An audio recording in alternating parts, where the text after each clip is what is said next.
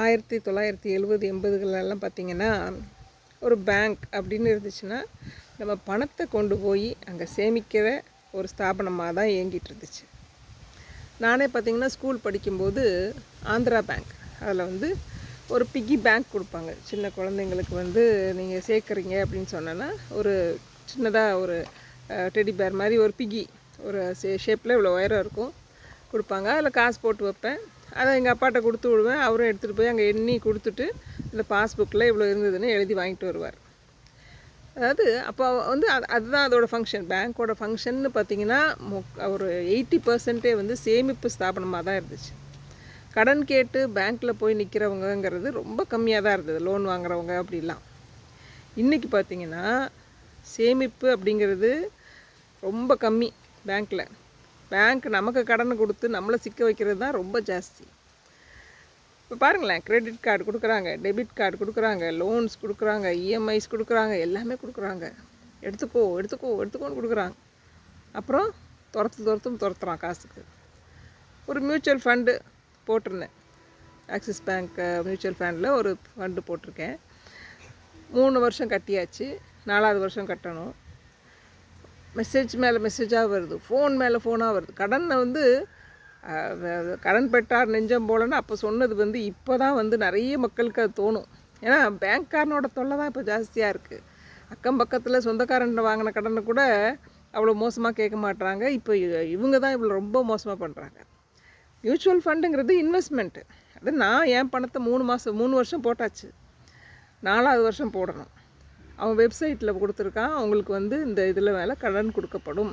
2 லட்சம் கிட்ட உங்களுக்கு வந்து ஒரு லோன் மாதிரி கொடுக்குறோம். அதை நீங்கள் எய்தர் இந்த 4வது வருஷம் பே பண்ணுறதுக்கு யூஸ் பண்ணிக்கலாம், இல்லைன்னா சொந்தமாகவும் எடுத்துகிட்டு நீங்கள் அப்புறமா நீங்கள் உங்களுக்கு கிடைக்கக்கூடிய பணத்துலேருந்து அதை டிடக்ட் செய்யப்படும்னு வந்திருக்கு. அதுக்கு அப்ளை பண்ணால் இட் இஸ் ரிஜெக்டட்னு வருது. ஏன் ரிஜெக்ட் பண்ணுற? அப்புறம் ஏன் போடணும்? கொடுக்குறேன்னு போட்டாச்சு. இப்போ அதுக்கும் நான் வந்து என்ன சொல்கிறேன்னா, ரீசன் அப்படின்னு கேட்டதுக்கு இந்த 4th இயர் பே பண்ணுறதுக்கு இந்த லோன் எடுக்கிறேன்னு சொல்லியிருக்கேன். அப்போ உனக்கு வந்து நோ லாஸ் நோ கெயின். உங்கள்கிட்ட வாங்க போகிற அந்த 2 லட்சம் கடனில் உங்கள்கிட்டே தான் 2 லட்சம் பே பண்ண போகிறேன். அது எப்படினாலும் நான் பே பண்ணிட்டேன் அப்படிங்கிற பட்சத்தில் நான் உண்மையாக 5வது வருஷம் பே பண்ண போகிறேன். அதுக்கப்புறம் எனக்கு வரக்கூடிய அமௌண்ட்லேருந்து ரெடியூஸ் பண்ண போகிறீங்க. அதுவும் நோ, ரிஜெக்ட் பண்ணிட்டோம் அப்படின்னு வருது. கால் மேலே கால், அப்படியே மெசேஜ் மேலே மெசேஜ், எஸ்எம்எஸ் வேறு, வாட்ஸ்அப்பில் வேறு, இமெயிலில் வேறு, எல்லாத்துலேயும் வருது. அதான் நமக்கு ஸ்ட்ரெஸ் லெவல் அப்படியே ஏற்றிக்கிட்டே இருக்காங்க. காலையிலேருந்து பார்த்திங்கன்னா இன்றைக்கி ஃபோன் வந்துருச்சு, பிளாக் பண்ணிட்டேன். எஸ்எம்எஸ் வந்துட்டு ஃபஸ்ட்டு அந்த கம்பெனிலேருந்து வந்துச்சு, அப்புறம் இந்த பேங்க்லேருந்து வந்துச்சு. அப்புறம் அதில் வேறு பார்த்திங்கன்னா பேங்க்கில் வந்து ஆட்டோமேட்டிக்காக க்ரெடிட் ஆகிற மாதிரி வச்சுருக்கான். அது பேங்க்கில் ஒவ்வொரு தடவையும் மாதத்துக்கு 2-3 தடவை இதை பே பண்ணணும், உங்கள் பேங்க்லேருந்து டெபிட் பண்ண போகிறோம், அமௌண்ட் ரெடியாக வச்சுருக்கீங்களா அப்படின்னு ஒரு மெசேஜ் வரும். அது வந்து ஒரு 10வது நிமிஷத்தில் அமௌண்ட் இல்லாததுனால கேன்சல் ஆகிடுச்சு, நீங்கள் பே பண்ணல அப்படின்னு. இப்போ இது என்ன பண்ணுது அப்படின்னா, நம்ம அப்படியே கழுத்தை நெரிச்சு, ஏன்டி இன்னும் பே பண்ணல, நீனு பேங்க்கில் பணம் வச்சுருக்க மாட்டேன் எனக்கு கொடுக்குறதுக்கு அப்படிங்கிற மாதிரியே இருக்கும்.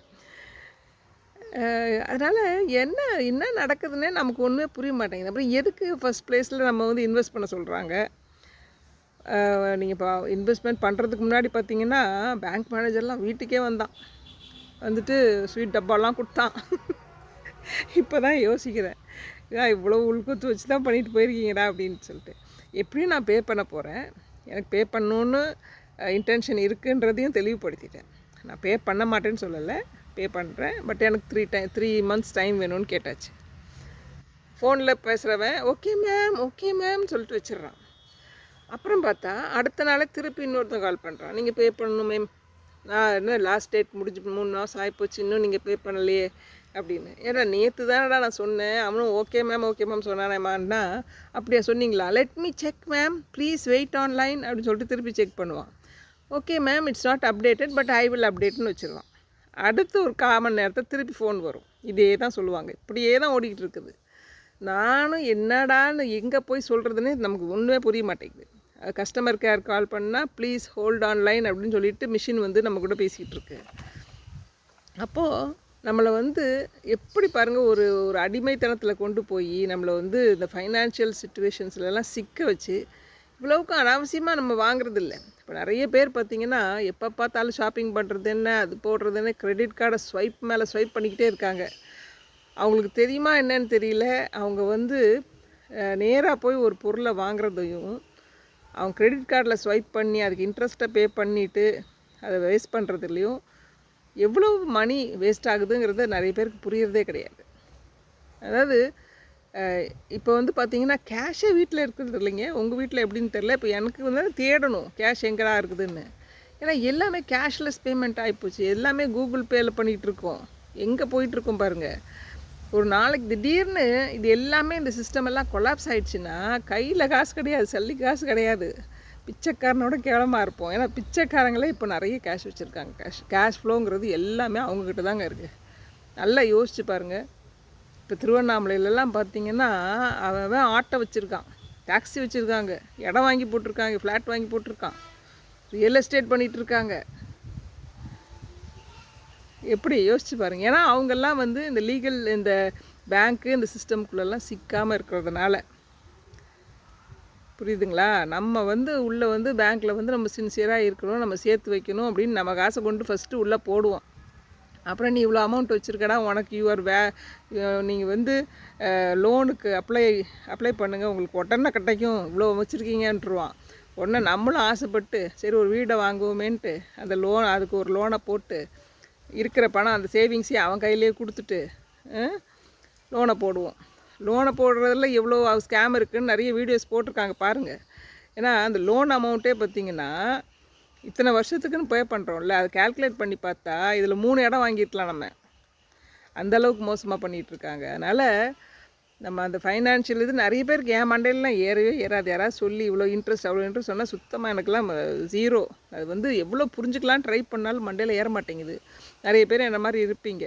ஸோ அந்த மாதிரி உங்களுக்காக நான் சொல்கிறேன், பேங்க்கு அப்படின்றது அதுக்காக வேறு எங்கேயாவது போய் பணத்தை கொடுத்துறாதீங்க. உங்களுக்கு ஏதோ பேசிக்காக வட்டி கம்மியாக வந்தாலும் பரவாயில்ல, நமக்கு சேஃபாக ஒரு இடத்துல இருந்தால் போதும்னு நினச்சிங்கன்னா பேங்க்கில் போடுங்க. இல்லை கையிலேயே கேஷை வச்சுட்டு லேடிஸ்லாம் அந்த கிச்சனில் அந்த டப்பா இந்த டப்பாவில் போட்டு ஒழிச்சு வைக்க முடிஞ்சோன்னா கூட வச்சுக்கோங்க, தப்பே கிடையாது. கோல்டு வாங்கிடுங்க. சில்வர் இப்போ சில்வர் ஜாஸ்தியாக போயிட்டுருக்குது. சில்வர் வந்து அழகழகான இந்த பாத்திரம்லாம் வாங்காமல் அதாவது சில்வரும் பார் விற்கிறான், காயின்ஸ் விற்கிறான், அந்த மாதிரி வாங்கி வச்சுக்கோங்க. ஏன்னா இந்த லோனு இஎம்ஐ இதுக்குள்ளெல்லாம் சிக்காதீங்க. ஆன்லைன் இந்த இன்வெஸ்ட்மெண்ட் மியூச்சுவல் ஃபண்டு ஷேர்ஸ் இதுவும் வேண்டவே வேணான்னு தோணுது. ரொம்ப சிக்கல். எல்லாத்துக்கும் ஒரு ஃபீஸ் போட்டுடுறான். இதுக்கு ஒரு ஃபீஸ், அதுக்கு ஒரு ஃபீஸ்.